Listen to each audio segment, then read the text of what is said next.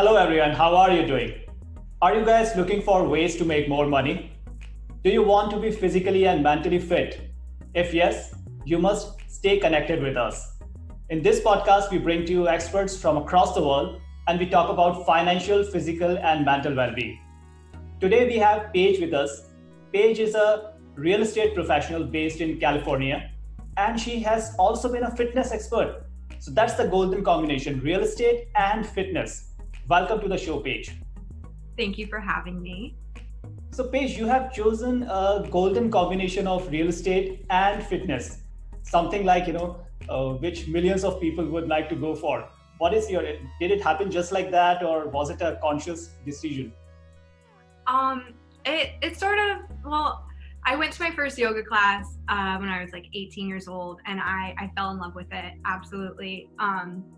And I kind of continued pursuing yoga from there. I got my yoga teacher certification, and then I started personal training, teaching yoga, Pilates, aerobics, stuff like that. And then I started personal training full time. And then I was also working for a naturopathic doctor for a little bit as well. So I've got like a good combination of like the fitness training, the yoga, and the naturopathic remedies as well. So yeah, that's kind of my little background of my fitness. Yeah. My God, that's amazing. So I know that real estate is an exciting profession, and when it comes to your, the fitness and mental well-being, what is your advice? How real estate professional in particular, how they can manage and optimize their daily routine, and how they can exercise, especially vis-a-vis Corona, because now not many people are going outside; they are at home all the time. What is your advice? What kind of exercise routine one can just opt in? Well, given the current state of coronavirus, it is obviously a respiratory virus. So focusing, I think, doing a lot of cardio right now, getting our lungs and our respiratory system really nice and strong is good. So my preferred way to do that, when people think of cardio, people think of sitting on a treadmill for half an hour. The gyms aren't even open to sit on a treadmill, nor does that sound fun to anyone. So I like HIIT cardio, high intensity interval training. It doesn't take too long to do. So you have about a minute or two, maybe 30 seconds of a really high intensity workout. It could be jumping jacks, it could be jumping rope, lots of different things. The point is that you're really challenging your heart and your cardiovascular system for a short amount of time, followed by another short break. And then doing that a few times. Recently, I live in the hills in San Diego, so recently I've been running up a hill and then walking down it. And I find, obviously going up it is the hard part, and then walking down is easy. So you only need to do that for like 10 minutes or something, 20 max. But yeah. That's great. So for 10 minutes, if real estate professionals, or anyone, in fact, if just take out these 10 minutes and just do what Paige just said. So that's about physical fitness part. Now let's talk about the financial success. So you are into real estate. What do you say, in this environment, or in the near term, in the long term, investing in real estate? What is your viewpoint? What are your thoughts about real estate investing? So, with real estate investing, I see a lot of deals coming up soon. I think it's going to kind of get rid of a lot of the deals that a lot of people bought at the top of the market and were never really solid deals to begin with. They kind of just got away with it because rents kept going up. So I do think that it'll bring up a lot of opportunity for people. So we'll keep our fingers crossed. I think the demand for office space is definitely going to go down as more people continue realizing that this work from home method does work. I know Facebook and Twitter just recently announced that they're going to be continuing working from home. And I think that retail is also going to be affected a lot.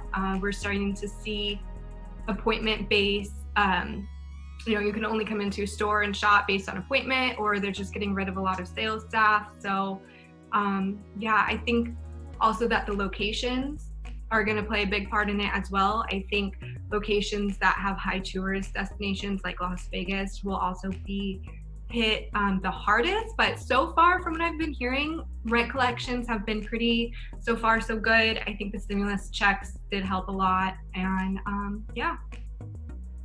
Okay, that's great. So yes, a recession is a new opportunity for investing. As I have been talking to many experts, and they say that this is the right time.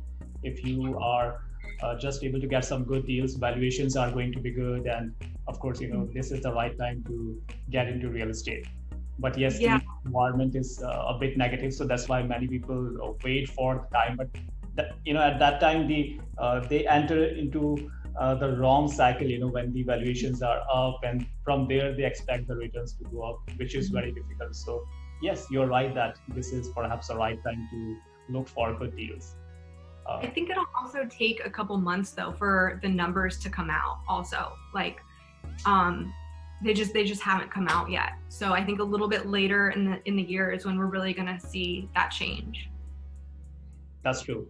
Do you think that rental market is going to pick up because many people are not going to buy homes for themselves and may prefer to go for rentals? So do you think that rental market is something which is going to be more vibrant? The demand for rentals, I could see the demand going up, especially if people are anticipating a housing market crash, selling their house, getting out of it while they can. Also, if they've been quarantined with maybe a roommate or two and they're over it, they might want to start looking for their own apartment. So that might increase demand, but I don't see an increase in the actual amount of rent going up. Definitely not for the rest of the year or next year, for sure. All right, that's great.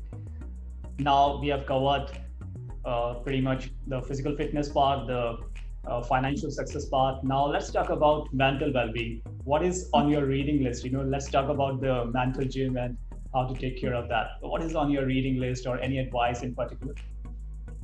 To keep myself sane, I like to journal. I think it's really beneficial to write down how you're feeling, get it out, move that energy, and it's always there if you need to come back to it. Deep breathing through your diaphragm is always really helpful also. And just always checking in with yourself, taking care of yourself. Self-care is huge. As far as books right now, I don't have anything that I can think of at this very moment that I'm looking forward to reading. I have a couple that I'm finishing up, but yeah. That's great.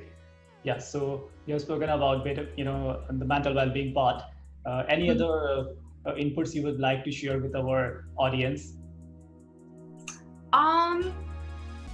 Just kind of, it can definitely be hard getting in real estate. I'm still learning, still growing. Just stick with it. Stay in touch with the reason why you want to do this to begin with, and keep moving forward. Yeah. Yeah, so learning never stops. That's true. No, never stops. And it's always changing. It's an evolving industry every day. So, I mean, once you think you've learned it all, it's going to all change. So, absolutely. Yeah, that's great. So, thank you so much, Paige. And we have got so many key takeaways from your interview from this podcast. And I look forward to speaking with you again and get more inputs from you, what's happening in the real estate market in the US in times to come. And thank you so much for joining me. Yeah, you're welcome. Have a good one.